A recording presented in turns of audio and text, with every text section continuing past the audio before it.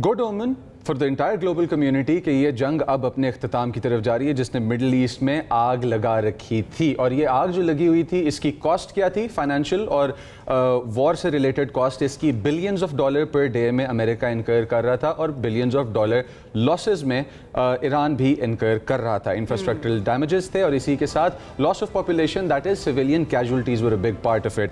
और पूरा middle east यानी कि जो आपका फर्टाइल क्रेसेंट का बेल्ट पड़ता है कि जिसके अंदर इजराइल, लिबनान, ईरान, साथ की neighbouring countries and neighbouring states and also the countries that are on the inside and central parts of the Middle East भी इन्वॉल्व थे कि जब रिटेलिएटरी स्ट्राइक्स जाती थी तो infrastructural damages across the Muslim world नजर आते थे।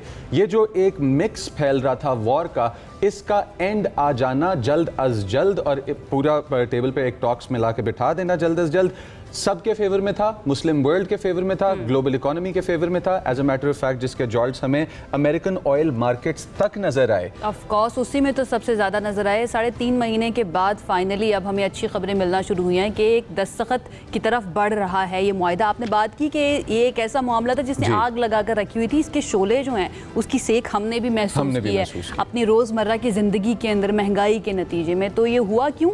हुआ इसलिए कि अनाएँ जो हैं वो बहुत बड़ी थी कुछ लोगों की, जिसकी वजह से अल्टीमेटली एक बहुत बड़ा खित्ता जो है उसको जंग के अंदर धकेल दिया गया और उसके अंदर अरबों लोग जो है ना वो बहुत ज़्यादा मुतासिर हुए हैं। इसी सारे मामले के ऊपर बात कर लेते हैं, कितना हौसला अफजा है, हमें कितनी उम्मीद रखनी चाहिए और क्या अभी भी चांसेस हैं कि 19 जून तक यानी कि फ्राइडे तक जब साइनिंग सेरेमनी होनी है सुलह अंदर, उससे पहले कुछ तब्दीली आ सकती है इस MOU के अंदर, इस मुआहिदे के अंदर या नहीं। हमारे साथ शरी रहमान साहिबा मौजूद हैं, सीनियर पॉलिटिशियन भी हैं और इसके साथ साथ बहुत अहम ओहदों पर फाइज रह चुके हैं माजी के अंदर, डिप्लोमेसी की मामलात को अच्छी तरह समझती हैं। शरी साहिबा अस्सलामुअलैकुम, कैसी हैं आप? अस्सलामुअलैकुम मैम। जी वालेकुम सलाम। वालेकुम सलाम। Thank you so much for joining us. शरी साहिबा, ये जो सारा मामला है अब MOU साइन होने वाला है, कितनी उम्मीद आप रखती हैं? पाकिस्तान के किरदार के बारे में क्या कहेंगी? एंड इजराइल का ये कहना कि हम तो फरीक नहीं है इस मुआहिदे के, और लेबनान का मामला जो है वो ईरान के लिए बहुत ज़्यादा ज़रूरी है कि वहाँ पर जंग बंदी हो। आपको लगता है कि 19 तक हम खैर आफियत से पहुँच जाएंगे और ये मुआहिदे पर साइन हो जाएंगे?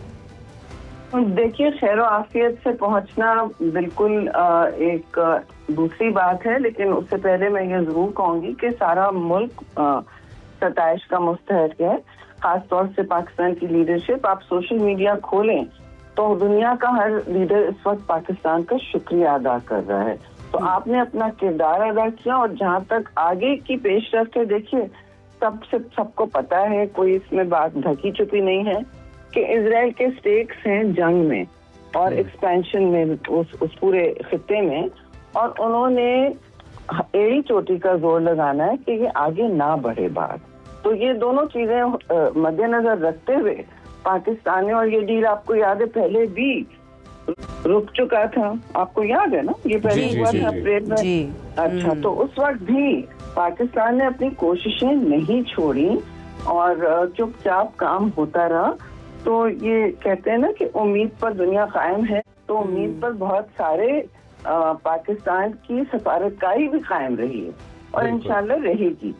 बिल्कुल इंशाल्लाह। अच्छा, थोड़ा सा इस बात पर डिलिब्रेट करते चलें कि अमेरिका के प्लान्स के लिए और डोनाल्ड ट्रंप जिस तरह से इस सारी चीज़ को रैप अप करना चाह रहे हैं, उसके लिए कितना बड़ा spoiler Mister Netanyahu is proving to be? जी, वो कुछ ज़्यादा ही मेरे ख्याल में आगे बढ़ेंगे, क्योंकि उनकी नज़र में उनका ये पूरा मौक़िफ़ और नज़्बुल अहम यही है कि वो ग्रेटर इजराइल प्रोजेक्ट को आगे बढ़ाएं और कोई भी रास्ते में ना आए। और उनको ईरान से तो ख़ास आपको पता है दुश्मनी है, क्योंकि वो एक बहुत बड़ा एनर्जी टाइटन है और वो समझते हैं कि इनके रास्ते में है, नज़रियाती तौर पर भी, जंगी तौर पर भी, स्ट्रेटेजिकली भी।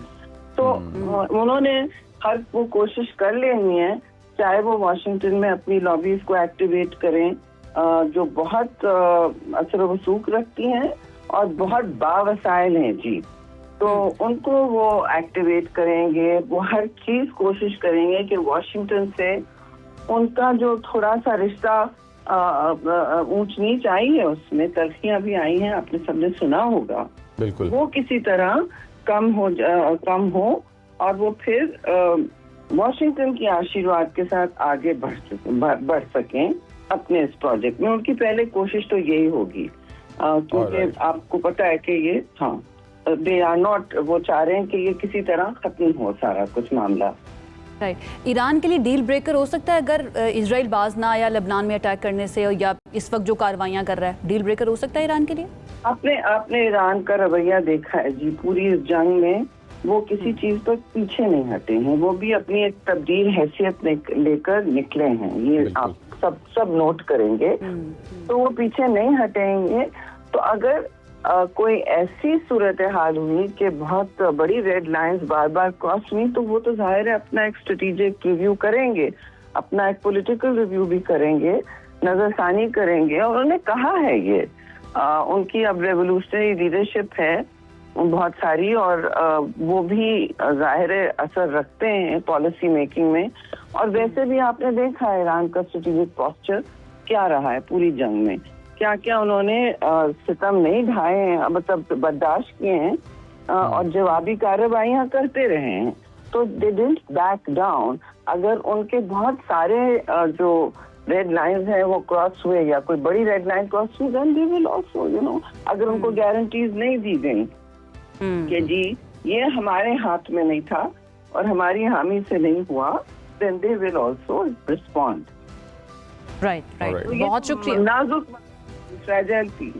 मामला है, नाजुक मामला है, ये सबसे इम्पोर्टेंट बात है। थैंक यू सो मच शेरी साहिबा हमें ज्वाइन करने के लिए। बहुत ही नाजुक मामला है, इसको बहुत ही एहतियात के साथ डील करना पड़ेगा, लेकिन